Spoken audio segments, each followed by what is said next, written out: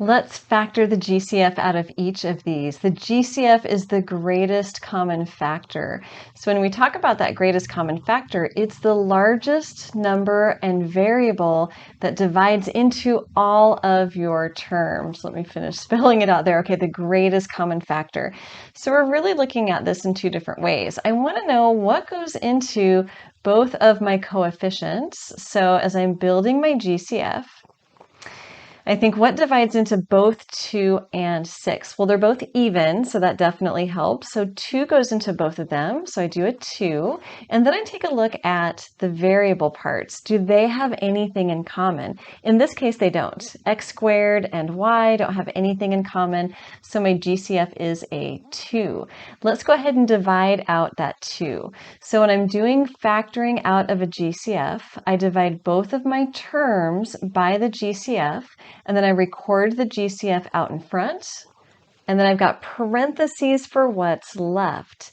I'm going to cancel what I can. 2 divided by 2 is 1, and I'm left with that x squared, and then 6 divided by 2 is 3, and I also have the y left. So that's going to be, keep track of your signs too, so I get plus 3y. This is my answer.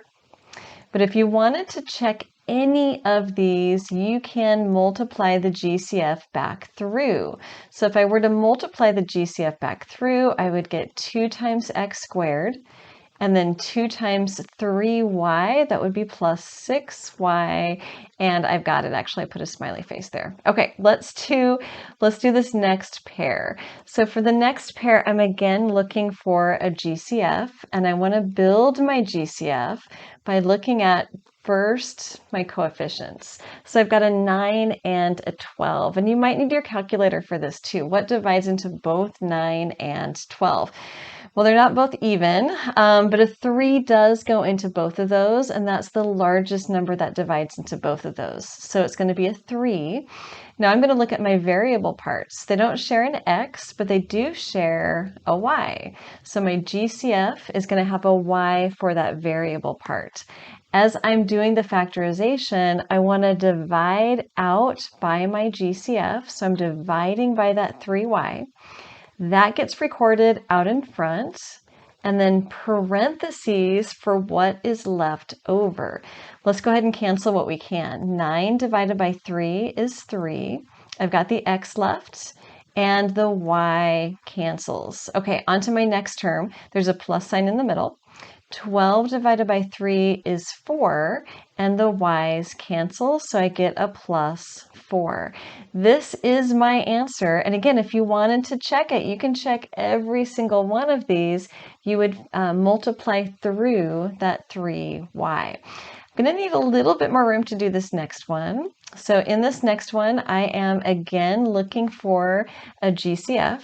So that greatest common factor needs to have a number that divides into each of these, 5, 10, and 15. Well, those are each divisible by 5. So 5 is going to be the coefficient of my GCF, the number. And let's go ahead and look at those variables. So I've got an x cubed, so I can only use x's, an x squared, and an x. I'm going to take the smallest power on whatever number or whatever variable they share.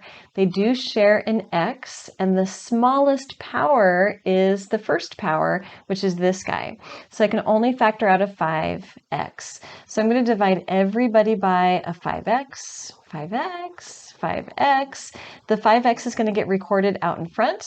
I need a little more room in these parentheses because I'm going to record what I've got left from each of these 3 terms here. 15 divided by 5 is 3. I can cancel 1x. I had 3 of them, so I get 2 left. You could even write that as 1, 2, 3 x's in the numerator, and I was dividing by 1x, and I cancel. Can you see what I've got there? And I've got those 2 left. Okay, so all of that big mess there is a 3x squared. Now I'm going to have a negative 10 divided by 5 next. Negative 10 divided by 5 is a negative 2. So I've done this division. X squared, that's literally 2 x's, right? So I can cancel one of these x's, and I've got 1 x left. So I've got my x. and then nothing to cancel with the y, so I've got the y left as well. Now, in the next term, 5 cancels and x cancels, but what I really have here is something divided by itself. Something divided by itself is equal to 1. So I'm going to put that as my last term, and that would be a positive 1. Okay, so I've got my answer here. If you wanted to check, again, you could multiply through the 5x to make sure, and it's really hard to see my original problem, but to make sure that you can get back to the original problem. Here comes the next one.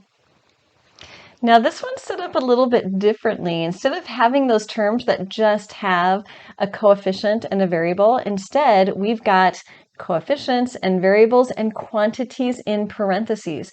Well, the values in parentheses count also. It's anything that you can put a multiplication symbol in between. Anything there can be part of our GCF, which means that they definitely share this quantity x plus 2. Nothing divides into the 3 and the 4, and I just have that single x out in front. So my GCF then is the x plus 2. I can divide both of these by the x plus 2, and the x plus 2 is going to come out in front. So I get my x plus 2. And then I need some parentheses for what I've got left over. My x plus 2 cancels, and I've got a 3x left from the first term.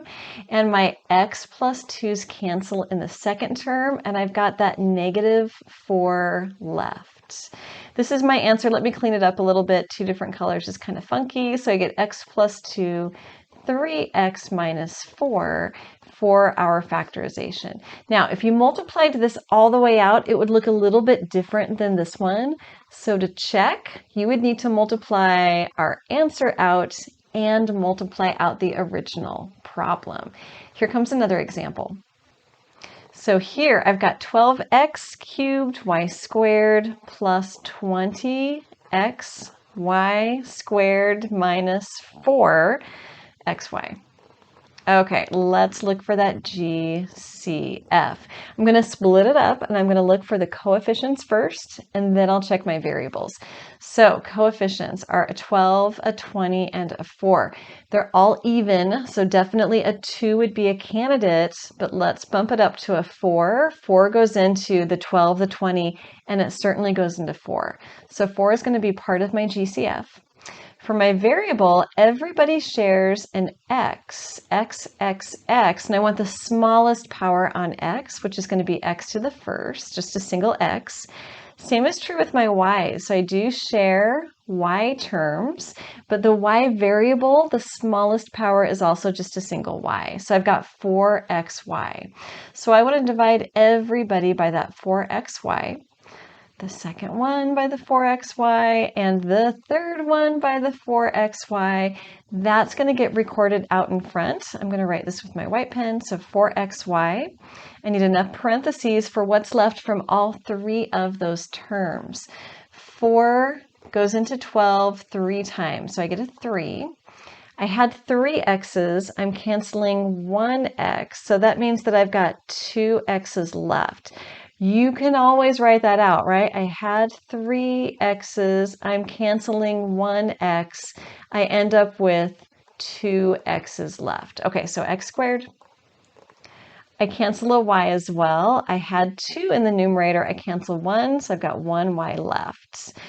Next, 20 divided by 4 is 5. It's a positive 5, so do record your sign.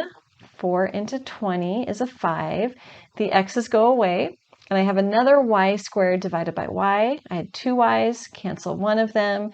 That leaves me with a single y. Over here, 4 divides the 4, x divides the x, y divides the y. Everything cancels, so I end up with a 1 left, but I've got that negative sign out in front too, and I get a negative 1. That's supposed to be a 1. This is our answer. Let me put a box around this one.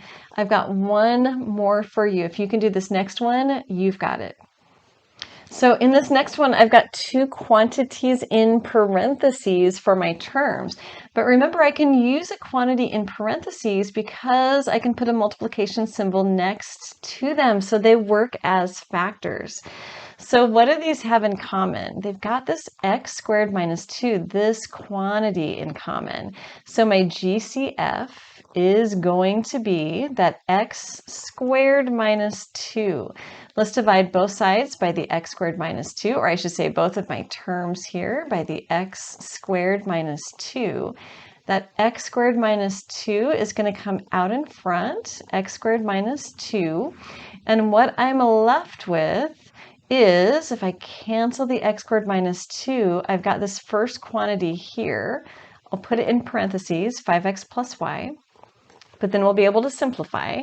Plus sign in the middle, so I'm going to bring that down.